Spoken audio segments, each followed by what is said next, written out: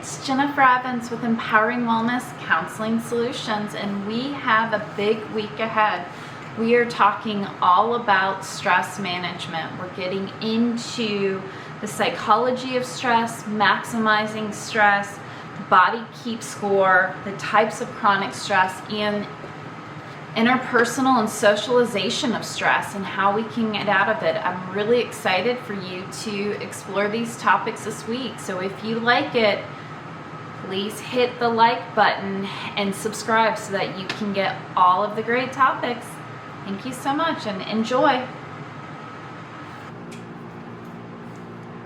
Hi, it's Jennifer Evans. We're talking about relationships and how we socially manage stress. And we're starting from the very beginning. So how we saw things in childhood. And last week we did the healing familial wounds, and this is kind of bleeding into that. But the things that we saw in childhood directly result in how we will handle stress in adulthood. So if we saw a lot of conflict in childhood, then we may find ourselves either being very aggressive and having more conflict, or if we saw that as negative, we may be super avoidant and we may want to internalize. And if emotions are shamed, we're probably going to internalize and avoid and not want to engage in emotions.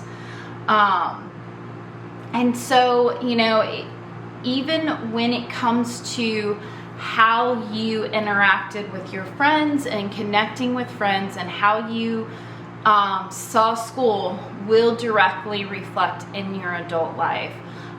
So if you felt like you were on top of school and things were easy, it's probably a lot easier in adult life. Sometimes it's not. If you found that you were procrastinating a lot in childhood, you probably procrastinate a lot in adulthood.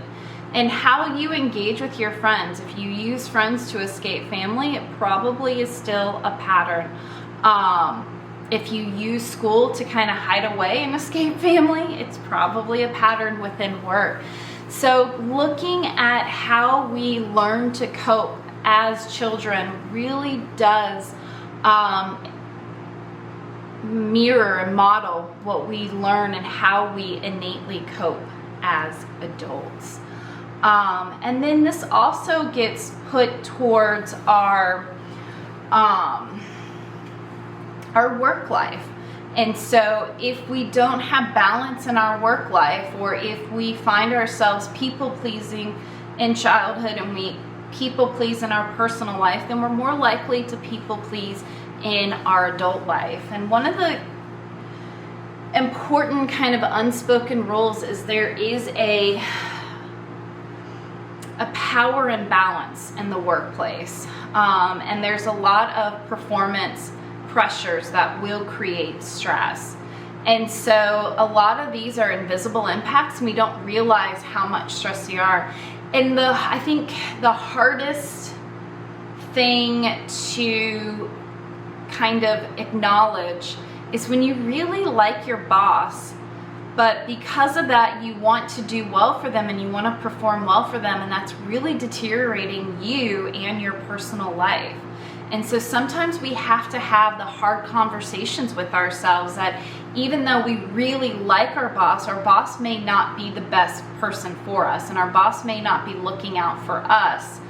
They can be very, very nice. It doesn't mean that they're effective, or they could be really successful. It doesn't mean that they're necessarily looking at the whole picture of leadership.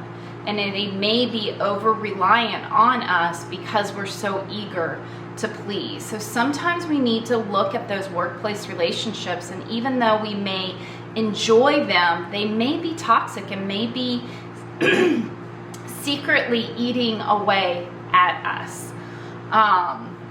And then there's a lot of cultural expectations when we're looking at social dynamics and stress. And sometimes those are very healing and fulfilling, and sometimes they can be very depleting. So societal roles and cultural norms are a very big part of how we are pressured into conforming into certain expectations. And as we know, perceived expectations are a part of the big neurological looping and feedback loops that are happening in bad brain and in the negative cycle. And so we want to make sure that we are setting clear boundaries so that we are doing what we want is such an awful thing, but we are doing what is in line with our values and our beliefs, and not necessarily what our normative beliefs. Like, women are supposed to take care of the house, men are supposed to take care of the outside.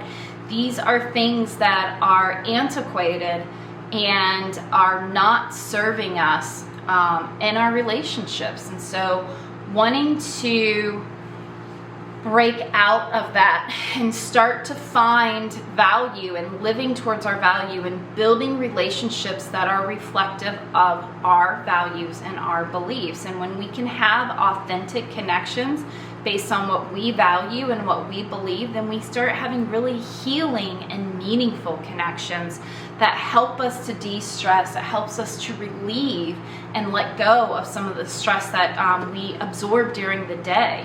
And how we do that is, we create safe spaces when we focus on our values and what is important to us. And there's 12 core values in my book, and the link is in the video description.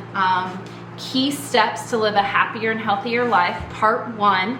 A life worth living helps you to go through and look at, there's a couple of exercises, and helps you to define what your values are and how to let go of what perceived expectations are of your values. And the more that you connect with that, the more that that's in line, people will show up for you as you want to also be able to show up for them, because it's in line with your values. And when you can have a clear understanding of that, then we remove trauma bonds, which we talked about a couple weeks ago. We remove obligations, which only make us more and more avoidant. And we remove all these excess stressors of people pleasing and undervaluing ourselves. So there's a lot of things that we can do where connections can, again, just like stress, connections can cause stress that push us forward and can cause stress that holds us back. So keep a measure, keep a mental note, keep tracking your relationships and what works for you and what pushes you forward and what is holding you back. I hope you like this. Please do the thumbs up, like it if you like it. Please share it with others who need that social connectedness for stress management, and subscribe to learn more. Thank you so much.